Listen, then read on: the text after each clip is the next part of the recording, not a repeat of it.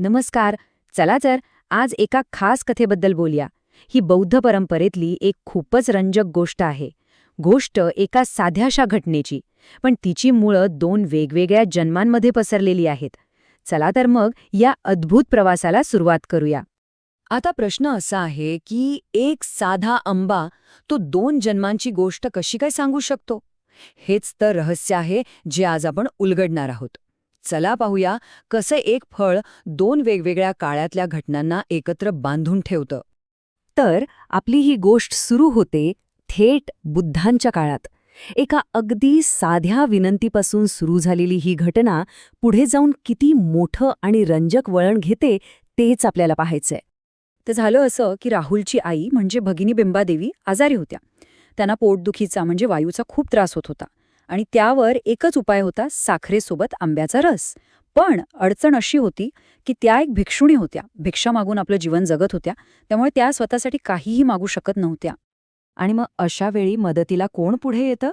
तर बुद्धांचे एक प्रमुख शिष्य स्थविर सारीपुत्त. ते बिंबादेवींची अडचण पाहतात आणि त्यांच्यासाठी आंब्याचा रस मिळवून देण्याचं वचन देतात. आणि इथूनच या कथेला एक वेगळी दिशा मिळायला लागते. आणि हो, सारीपुत्त आपलं वचन पाळतात. ते थेट कोसलच्या राजाकडे जातात आणि राजा स्वतः आंब्याचा रस तयार करून देतो. तो रस प्यायला बिंबादेवींची प्रकृती सुधारते. चला म्हणजे एक छोटीशी समस्या तर सुटली. पण थांबा, गोष्ट इथेच संपत नाही. खरी गंमत्ता आता पुढे आहे. ही घटना वरवर जरी साधी वाटत असली तरी ती तशी नव्हती. जेव्हा ही साधी वाटणारी घटना भिक्षूंमध्ये चर्चेचा विषय बनते, तेव्हा स्वतः भगवान बुद्ध एक असं काहीतरी सांगतात ज्यामुळे सगळेच जण चकित होतात.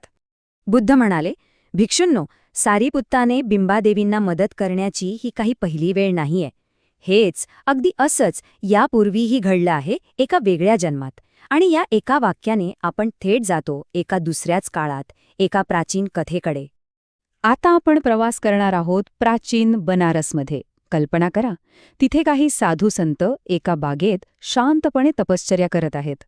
पण त्यांच्या या तपश्चर्येमुळे थेट स्वर्गात देवांचा राजा इंद्र अस्वस्थ झालाय.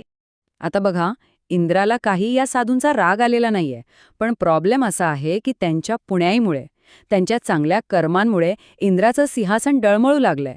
त्याला फक्त स्वतःचा आराम परत हवाय आणि त्यासाठी तो त्या साधूंना तिथून हटवण्याचा विचार करतोय. मग इंद्र एक जबरदस्त प्लान बनवतो. त्याचे 3 भाग आहेत. पहिला, तो राणीच्या स्वप्नात जातो आणि तिच्या मनात मधला आंबा खाण्याची इच्छा निर्माण करतो. दुसरा, तो आपल्या देवी शक्तीने राजाच्या बागेतले सगळेच्या सगळे आंबे गायब करून टाकतो. आणि तिसरा, जेव्हा राजा विचारतो की आंबे कुठे गेले, तेव्हा सगळा दोष त्या बागेत राहणाऱ्या साधूंवर येतो. किती हुशारीचा डाव आहे बघा. आणि मग या कथेमध्ये एंट्री होते आपल्या खऱ्या हिरोची. तो हिरो म्हणजे एक हुशार आणि राजावर प्रचंड निष्ठा असलेला पोपट. राजा त्याला त्या रहस्यमय मधल्या आंब्याला शोधण्याच्या जवळपास अशक्य वाटणाऱ्या कामगिरीवर पाठवतो. या पोपटाचा प्रवास काही साधासुधा नव्हता. विचार करा, त्याला हिमालयाच्या 7 पर्वतरांगा ओलांडायच्या होत्या. तो एका पोपटांच्या थव्याकडून दुसऱ्या थव्याकडे माहिती विचारत जातो आणि शेवटी 7व्या प्रदेशात त्याला त्या आंब्याच्या झाडाचा पत्ता मिळतो, पण सोबत एक भयानक धोक्याची सूचनाही मिळते. तो धोका म्हणजे त्या दैवी आंब्याच्या झाडाचं रक्षण करणारे हजारो कुंभांड पिशाच. हे भयंकर राक्षस होते. आता या एका छोट्याशा पोपटाचा सामना या हजारो राक्षसांशी होणार होता. आणि झालंही तसं.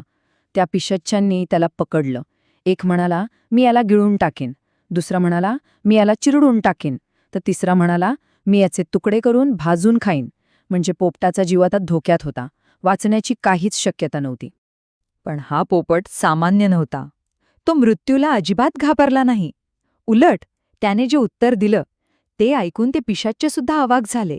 तो म्हणाला, आई वडिलांसाठी किंवा आपल्या स्वामीसाठी प्राण देणाऱ्याला थेट स्वर्गात जागा मिळते. त्यामुळे मी या पशुजन्मातून थेट देवांच्या जगात जाईन. आता बघा, पिशाच्च त्याच्या शौर्याने इतके प्रभावित झाले की त्यांनी त्याला सोडून देण्याचं ठरवलं. पण पोपटाचं ध्येय फक्त आपला जीव वाचवणं नव्हतं, त्याला राजाने दिलेलं काम पूर्ण करायचं होतं. त्याला तो आंबा हवाच होता. पिशाच्च त्याला आंबा देऊ शकत नव्हते, पण त्यांनी त्याला ज्योतिरस नावाच्या एका तपस्वीचा पत्ता दिला. आणि आता आपण पुन्हा एकदा बुद्धांच्या काळात परत येऊया.